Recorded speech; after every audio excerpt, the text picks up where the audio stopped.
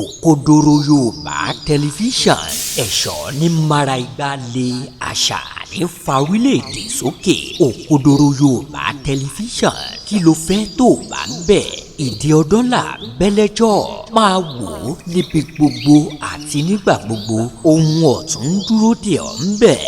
Òkodoro Yorùbá tẹlifíṣàn. Nígbà tí a yan lídà ilẹ̀ Yorùbá ṣebí Ìlọrin ló ti wá, Ìlọrin ló yan Professor Bánjí Akíntóyè. Ìgbà tí Ìlọrin ti lè participate lérí pé wọ́n ń dá sọ̀rọ̀ ilẹ̀ Yorùbá, so Ìlọrin náà àti Kwara àti Kogi àwa ń bẹ̀ torí pé nílùú Kogi state ọba tó wà ní Kogi state ìsì 67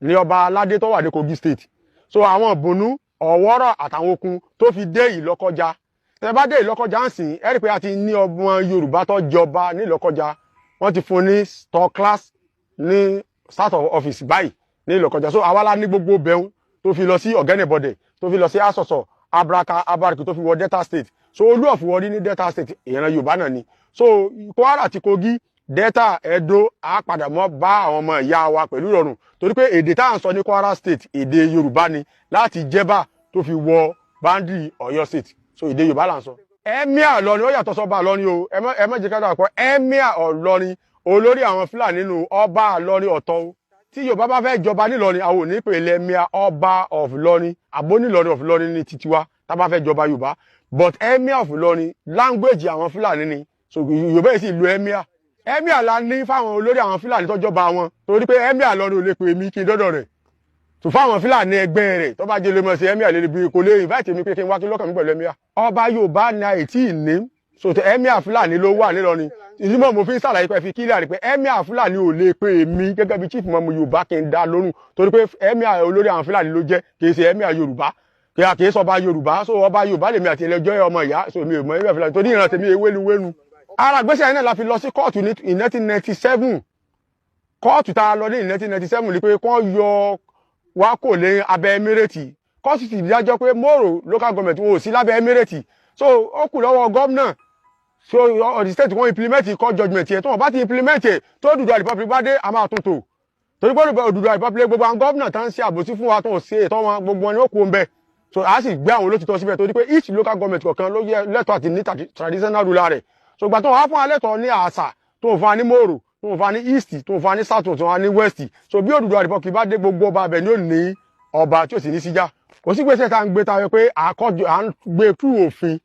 Ìgbà tí a ti lọ kóòtù lẹ́ẹ̀mejì ní 1996 a sì lọ ní 2003 so pé a ti win ní pé kán yọ wá kò lábẹ́ Fúlàní so tí Kwara State gọọmẹ̀ntì ọba dá sí àkọ́kọ́ ń sọ lẹ́lọ́rọ̀ nu so tá a bá ti wá dá sí táwọn aráàlú bá wá dìde so pèmí ò ní dá sí mọ́ torí a mọ̀ pé ẹ̀yin lẹ fọwọ́ ara yín fa wàhálà torí pé tápẹ́ Kwara State gọọmẹ̀ntì wọ́n máa fẹ́ implement court judgment ni gbogbo ọba tó wà ní abẹ́ Emirate ẹnu tó kúrò lábẹ́ ẹrú but tó bá implement táwọn ọ̀dọ́ bá fi lè dìde èmi ò ní gbé kankan mọ́ torí gbà táwọn nǹkan yẹn ń pariwo oúnjẹ pé head of SARS kékeré ní federal government pé ẹ wo iye division police tó destroy nílẹ̀ Yorùbá ní Nàìjíríà 210 ní division police náà destroy lérí pé head of SARS so tí àwọn ọ̀dọ́ Kwara bá ń sọ pé ìdájọ́ kóòtù ti gbé àwọn pé káwọn kó lábẹ́ Emirate tẹ́ ẹ̀ bá fún wọn tí wàhálà bá dé Kwara State government láàkọ́ torí pé àwọn ọkọ̀ report pé à ń remind yẹ ní jojoojúmọ́ pé fún wọn lẹ́tọ̀ọ́ táwọn ọ̀dọ́ bá wá dìde ìní sọ fún ọmọ kọ́kọ́ mọ́ jáde ọmọ kan tó tí ara bá ní wọn jáde so tó bá sì fẹ́ fa lù gbogbo àná lájọ wa mẹ́tọ́ láti sọ fún pé kóòtù ti dájọ́ fún ẹ̀yin lẹ̀ fún ẹlẹ́tọ̀ wọn. Wọ́n lè fún wọn ní nọ́ọ̀tì wọn lè gbé wálẹ̀ ilẹ̀ Yorùbá kò sí aláya gọ́fìnà ilẹ̀ Yorùbá kan tí ó wà sọ pé gbàdá pé òun fẹ́ kàn fún wọn kan nílẹ̀ torí gọ́fìnà ó ní ọdún tí ó lò gọ́fìnà tí ó bá wà ilẹ̀ Yorùbá òpin ẹ̀ náà ni kó lo ọdún mẹ́jọ gọ́fìnà Ràúfù Arẹ́gbẹ́ṣọlá ọdún mẹ́jọ ló lò ní Ọ̀ṣun state kò fún Fúlàní kan ní ilẹ̀ pé kó máa fi dá oko gọ́fìnà Fáyọ̀ṣe lẹ́kìtì kò fún Fúlàní kan ní ilẹ̀ pé kó máa fi ṣe oko àbí kó máa fi ṣe kiri so bóòlù àwọn gómìnà tó wá sí àdéhìsì wọn wà nígbà náà pé àwọn fẹ́ implement pé kún fún wọn nílẹ̀ nígbà tí pé ilẹ̀ wọn ilẹ̀ Yorùbá ó yàtọ̀ sí ilẹ̀ gómìnà lọ́dún mẹ́jọ yóò kó ń bẹ ní kò lè àbáyé tiwa jẹ́ so wọn kó ń bẹ náà ní sódà kò sí gómìnà kan tó gbọ́dọ̀ allow yìí pé kó fẹ́ nìkankan nílẹ̀ o. A bẹ̀rẹ̀ ìjàgbara láti 1979 nígbà tí Ẹkúndayọ̀ panel wáyé nílọrin pé a fẹ́ kí àwọn Yorùbá a fẹ́ kí a gba ẹ̀tọ́ wa lọ́wọ́ àwọn Fúlàní ní 79 so ó dùn mí pé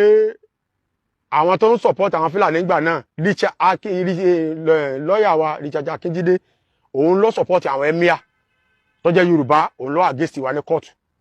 nígbà náà tó jẹ́ yóò ọmọ Yorùbá bàbá yẹn ti kú níṣẹ́ bàbá Ìbàdàn bí Ìṣẹ̀jà Akíjídé àwọn ni lọ́ọ̀yà tí àwọn Fúlàní nígbà náà pé kó máa fi àgéṣì àwọn Yorùbá so àtìgbà wọn ni àwọn Yorùbá ti ní problem torí pé kò yẹ kó gbarú sẹ́hùn torí pé iṣẹ́ tó gbà yẹn òfin tako ìgbà tí àwọn ológun dé wọ́n da kéèsì yẹn nù àtìgbà yẹn láti ń struggle láti kó owó ká fi bọ́ kó lóko ẹrú Kogi sì wà lábẹ́ wá ń gbà yẹn o torí Kwara tó bí ó fi dé Niger State kó tó pé wọ́n á yọ Niger State kó ń bẹ wọ́n tó yọ Kogi kó ń bẹ so àwọn tá tó wà láàrin 12 local government 16 local government yòókù ara ni wá so ìdí rẹ̀ tí mo fi á dìde pé a lè máa bá kínní yìí lọ so mo fi á bẹ̀rẹ̀ iṣẹ́ láti 2006 mo fi wá jáde full èyí tá à ń ṣe tẹ́lẹ̀ à ń ṣe ní ẹkìlì but mo wá jáde full láti pé ẹ̀yin ọ̀tá wa nílẹ̀ Yorùbá àti mọ̀yìn ẹ̀yin náà mà wá náà so ní báyìí ṣe lákùndín nìkún wẹ̀lẹ̀ ẹ mọ̀ sí tí káàdọ̀ mọ̀ sí tiwa so bó jẹ́ kí ọmọ Yorùbá mọ̀ pé Yorùbá o àwa la ní. Òkodoro Yorùbá tẹlifíṣàn.